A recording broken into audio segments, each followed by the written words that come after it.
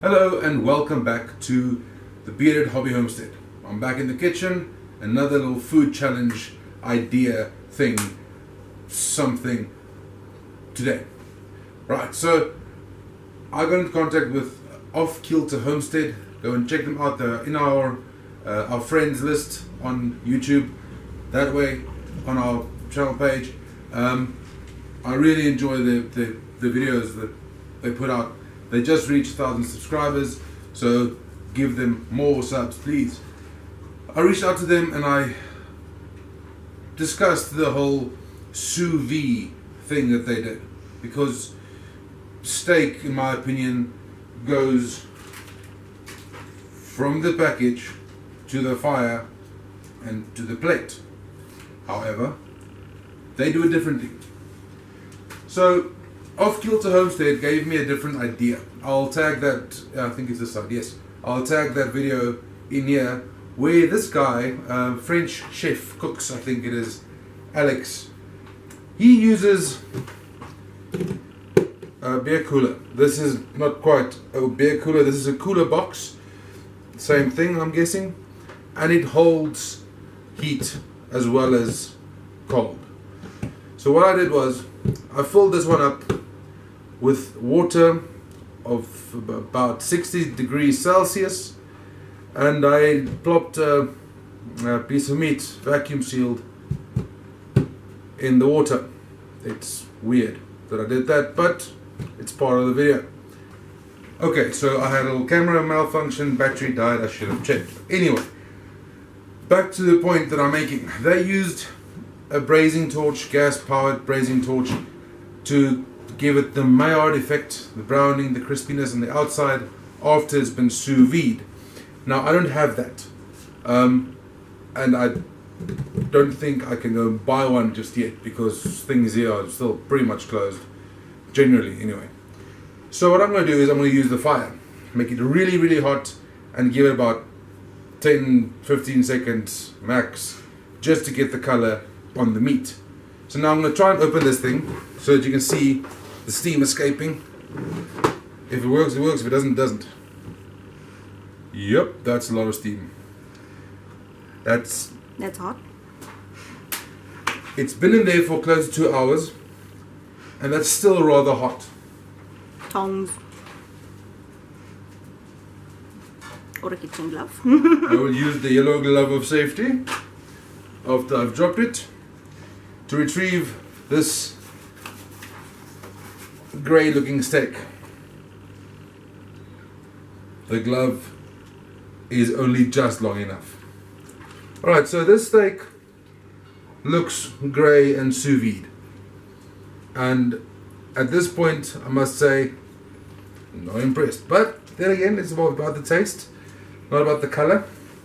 So I'm going to run outside to the fire, get this one on the grill scorching hot, and then I'm going to do another one my way,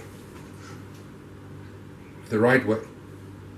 Can I make a point that you put it back and start the fire first, because then it can go directly from the water bath into the fire? Then you're going to have to redo this part. My wife just made a point. I'm going to put this back into the water while the fire heats up. That way it's going to come out here directly, keep its temperature, go on the fire onto a plate, taste test. And she's right. Alright, so my way of doing a steak. The sous vide option is waiting for the fire to just get to that highest heat possible. And my steaks I normally leave out to get to room temperature. Now room temperature I prefer a bit hotter. We are entering winter. I had to think about that one for a second. And in winter our house gets really cold. That is why I have 2 fireplaces. So anyway, so I rinsed off this piece of meat under lukewarm water just to get it a bit warmer, get everything to breathe again, patted it dry, and that's the way it is now. So now I take 2 spices, some Himalayan rock salt and some coarse black pepper. Now, one thing that you need to remember always is this fat can be delicious if you spice it right.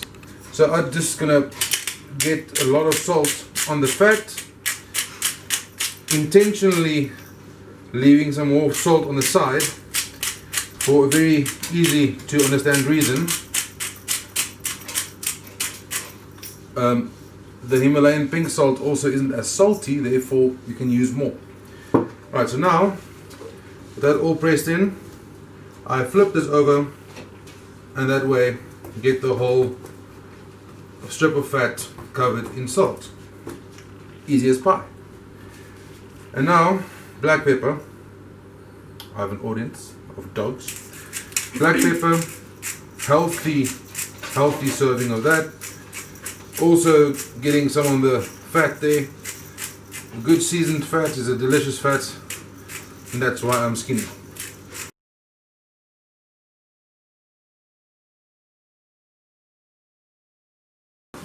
After brutalizing this piece of meat for about 10 seconds now, I'm going to let it sit and fall in love with this salt and pepper until it goes to the fire. So, cover it up. Not that one.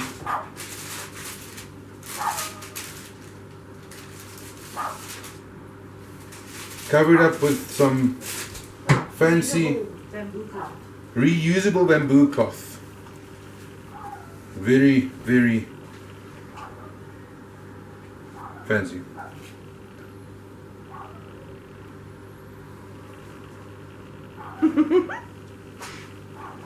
Rule number 1 of being married: you're always wrong. Live with it. I love you. I love you.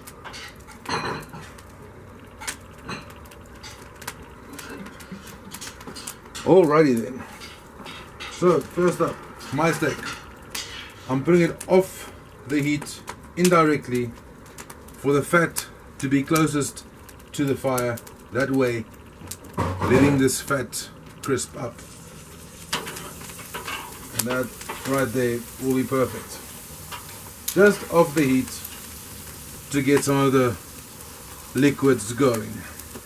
I'll leave that on there for about a minute, turn it around, another minute, and then it goes as sears with the little experimental sous vide piece of steak. And we will have that going really soon.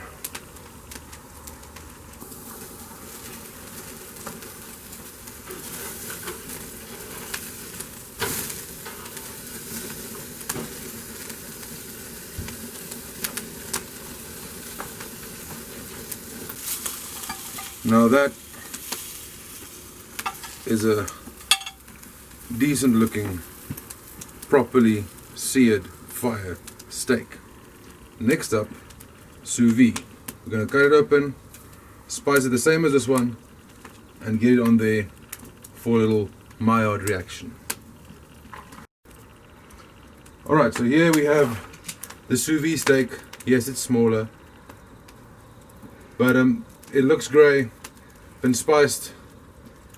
One of the other reasons why we're using fire instead of torch is the grill lines. You want to see grill lines. So high heat, not for very long, because we want the Maillard reaction to happen and make it look nice.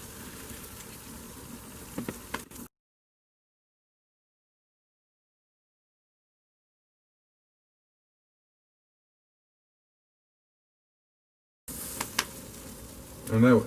Now my other steak is resting at the moment because that's what needs to happen. It's been shocked in extreme temperatures. Let it rest for the fibers and everything to just relax and get back to basics. But this one, apparently with sous vide, when it comes off the heat, immediately you can cut into it and it'll be fine. So I think that's looking as brown as I can get something that was great to go. So that's going inside, and taste test following. Alright, let's start with the sous vide one. It's fresh off the grill, and now when we cut into it, it shouldn't have a smoke ring. It should be pink in its inside and just charred on the outside. I'm looking for a nice piece. Let's just separate these two. Okay, cross section. Oh, beautiful. It's a bit overdone. I think my water temperature was a bit high while I left it in too long. But that is still a decent medium. Not too well done. And now the taste test will be Sous Vide.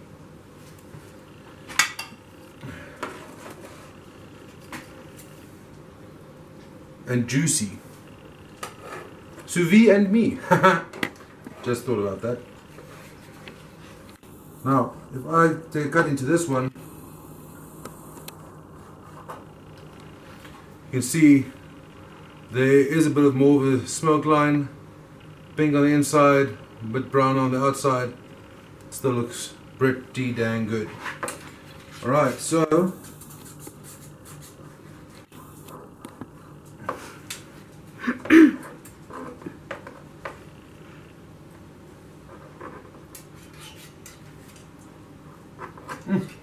just falls apart. Alright, my love. Will you be part of the taste test?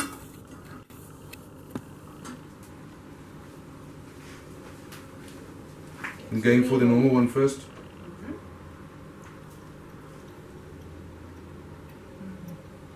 I made it. Awesome. Sous Vide.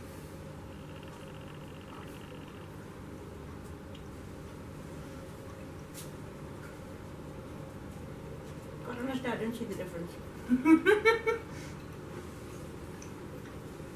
Steak is steak, and when it's good, it's good. It's not bad.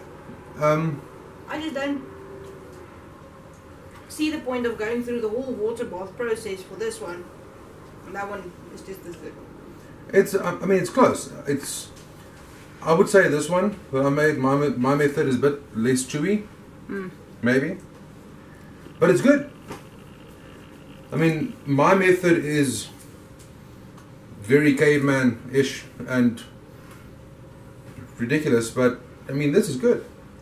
If we had a proper sous vide bath and the torch thing, there might be another difference as well. But I don't know. The torch might also make the steak taste like gas. I don't like the idea. That's the of other that. thing we went with the wood for. The gas torch. If you've done it for Off Kilter, if you would let us know as well on your video. Do you taste the gas in the burning process? We don't know. Hope we did it right enough. Keep in mind to go and check out Off Kilter. They have an awesome channel. Go and subscribe. Give them all the likes. Same with our videos. Subscribe, like, comment. I enjoy the comments. I love the comments. But for now, we are going to go because this needs to go there, and it's time for that to go there. So have a great one. Be safe. Be good. God bless. We'll see you next time right here on the Bearded Hobby Homestead. Thanks for watching.